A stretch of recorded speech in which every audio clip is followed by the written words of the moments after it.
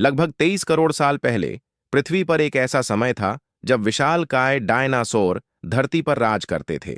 Dinosaur सरीसृपों के समूह से थे और त्रैसिक काल ट्रायसिक पीरियड में पहली बार विकसित हुए। ये जीव विभिन्न आकार और प्रकार के थे, कुछ छोटे मुर्गी जितने तो कुछ विशाल इमारतों जितने बड़े। डायनासोर को दो मुख्य वर्गों में बांटा गया था, शाकाहारी और मांसाहारी। शाकाहारी डायनासोर जैसे ब्रैकियोसॉरस और ट्राइसेराटॉप्स पेड़ों की पत्तियां, फल और पौधे खाते थे।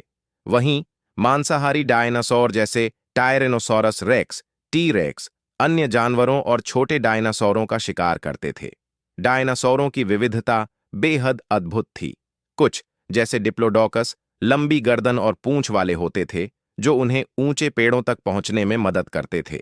अन्य, जैसे वेलोसिरैप्टर, छोटे और तेज शिकारी थे जो अपने शिकार को चालाकी से फंसाते थे।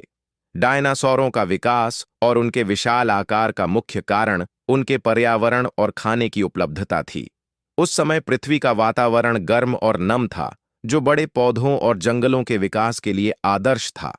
लेकिन लगभग 6.6 करोड़ साल पहले डायनासोरों का युग समाप्त हो गया।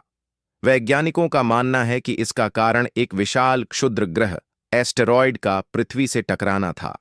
इस टकराव से इतनी ऊर्जा उत्पन्न हुई कि पूरे वातावरण में धूल और धुआं छा गया, जिससे सूर्य की रोशनी महीनों या वर्षों तक धरती तक नहीं पहुंच पाई।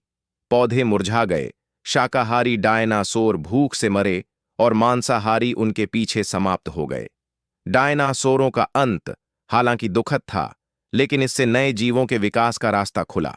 छोटे स्तनधारी जीव जो डायनासोर के समय में छिपकर रहते थे, अब विकसित हुए और पृथ्वी पर जीवन का नया अध्याय शुरू किया। डायनासोर आज हमारे बीच नहीं हैं, लेकिन उनके जीवाश्म, फॉसिल्स और वैज्ञानिक अध्ययन से हमें उनके अस्तित्व और पृथ्वी के इतिहास को समझने का मौका मिलता है।